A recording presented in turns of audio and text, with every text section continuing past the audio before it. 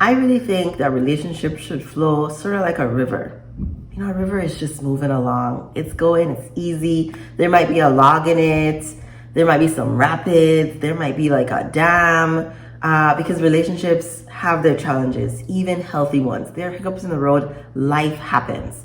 But relationships that are healthy, they sort of weather these challenges in such a positive and effective way that ensures the relationship continues and that both people are happy and healthy in it. Welcome to Spirit Soul Sense, information for your soul. I am Shareece, and I have like 3 major points that I want to cover in terms of healthy relationships. Like, these are green flags for healthy, happy relationships with 2 people who are whole and have decided to partner to make each other better, make each other happier, make the world a better place.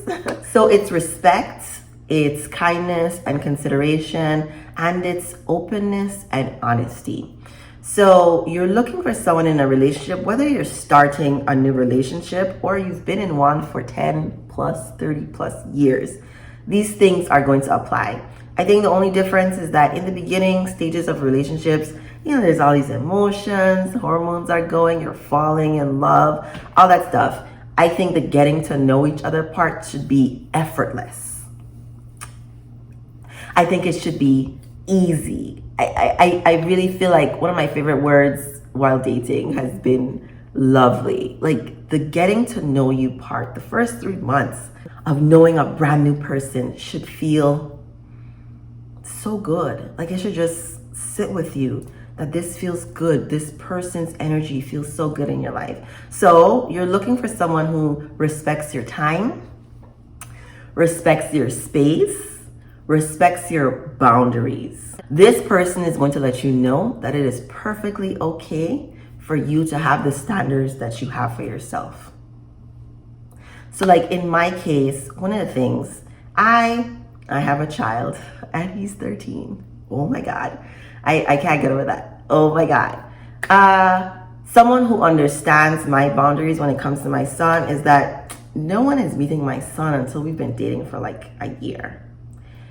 I also really feel like it's important to spend time together. And for first dates, I really like meeting when the sun is up and it's bright. I'm really not a first dinner date kind of person. So someone that I'm meeting who understands those are the boundaries that I have set, these are the time constraints that I'm available, they are going to respond with respect. I honor your boundaries. I think it's great that you have them. I will meet you halfway. I will meet you where you are. They're really going to be respectful of the limits that I've set. They're not going to become upset or feel personally attacked by my boundaries. My boundaries. And if my boundaries or, you know, the time constraints that I have are not compatible with them, they will let it go gracefully. Like, it's okay if we're not compatible. We can like move on. In a sort of long-term relationship, I think, especially if you're living with someone or if you're married, you know this person's routine. You know what it is they like and they don't like. And so if you are going to respect them, because I mean, I like to say relationships are for the evolution of your soul, because this other person is here in your space, constantly reflecting back to you your emotions, stepping on your toes, triggering you in ways that you didn't even know you could be triggered. It's really all helping you to become a better person. So in those sorts of relationships, I think it's still continually important to check in with your partner to make sure that their needs are being met, to make sure that you understand what their boundaries are and that you're respecting them. The next one is being kind and considerate. There are so many different ways to be kind, to be considerate. We are such complex human beings that we all like something different. So I have 3 points in this too. The first one is, what's your love language? And I really like the term love language. Gary Chapman has created love languages that you can take an online quiz and figure out which one are you, what's the best way for you to be loved. I think it's a good idea to explore what your love language is, and then to share that with a potential mate or your partner if you've been in a relationship for a while. I just think we love the way we want to be loved, but if you know how your partner wants to be loved, you can like do that. You can like make sure that you're doing the kindest thing you can by making sure your partner like wants to be loved. So one of my love languages is words of affirmation. I really like being told that I'm beautiful. And so when I communicate that to someone in a healthy partnership, if I say, I really like when you tell me like that I'm attractive, that I look good, they are going to do that. They're going to do it because they know it's going to make me feel good, and they feel good when I feel good. I'm happy, they're happy, like this partnership. So the other way around too, like if my mate was telling me, hey, quality time is something that's really important to me. I really like to spend like 3 hours together. Like that's really important to me. That would be on my list of things to do because I want the person that I'm with, who I care about, right, to feel that I care about them, to feel like I'm considering them. So what you're doing is you're making time too, and prioritizing the person, and not just prioritizing them, but making sure that they feel like they're a priority in your life, because you can think that you're prioritizing someone, but to actually be considerate of someone else, they feel like they're important. They feel like they are a priority in your life. And my number 3 is open and honest. I know like this is on the heels of entanglements, and we may not all know what openness looks like. Okay, so my 3 points under here: being vulnerable, willing to heal yourself, and being honest about if you want monogamy or if you want polyamory. I think most people, we've all been indoctrinated into this monogamy. I am with Esther Perel in the idea that monogamy is not natural. It's not something that comes easy. You know, I have cheated on someone. It's very common. That is very common. So like, that's a fact. You need to decide for yourself if you want monogamy. Monogamy is a choice. You are choosing to be faithful to one person. Is that what you really want? Because if you want to be in a polyamorous relationship, I promise you, you can find it. Of course, it's going to be more difficult because people have a hard time being honest.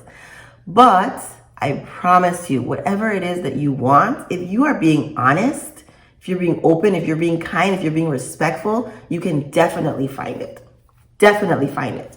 To get to some of those things in a healthy relationship, right? Because you need to be a whole person. You really, having the idea that someone is going to complete you is cute. Having the idea that, you know, we make one is I like it, but in practice, it doesn't really work that way.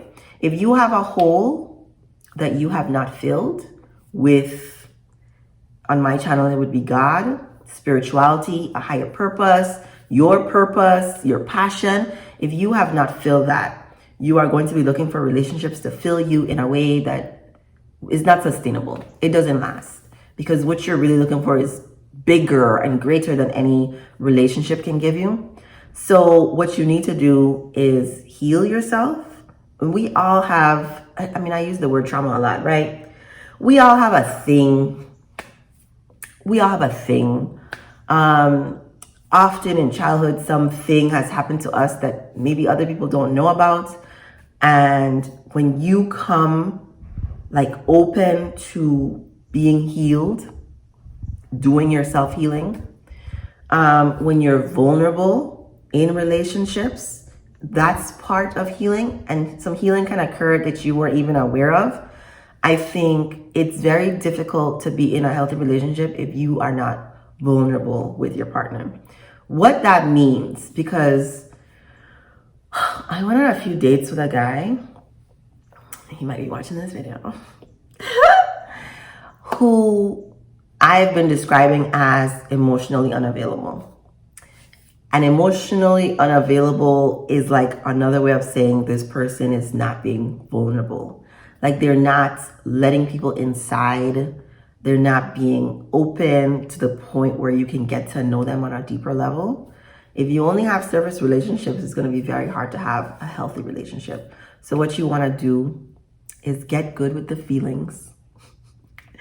Get good with sharing yourself with someone else, and always like make sure or try to the best you can. There's no 100% anything in relationships. Not when you've been together 3 months, not when you've been together 30 years, right? We know of people who've divorced after 50 years. There's no certainty to relationships.